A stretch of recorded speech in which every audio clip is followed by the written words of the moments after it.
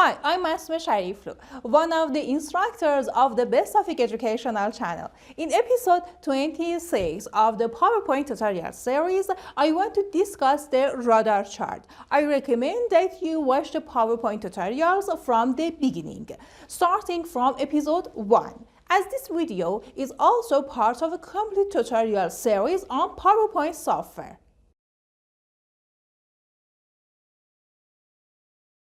And the fifth chart that we are going to study is radar charts. That, as you see in the picture, it's a kind of chart that has 5 angles, and that the sequence of sides has the same angles. And these are next to each other and create a radar chart. Its drawing principles are exactly like column and bar charts, and there is not much difference. And the distance from the center is equal to the value, as it is clear from the picture. And the next tip is that it is more suitable for qualitative variables that is used in different tests of knowing about the personality and lifestyle.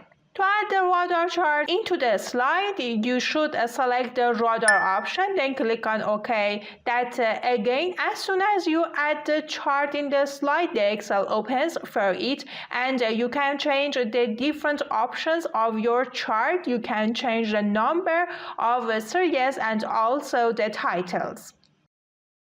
In order not to miss our next videos, you can click on the subscribe button and the bell. Thanks for accompanying me on this video. Bye bye.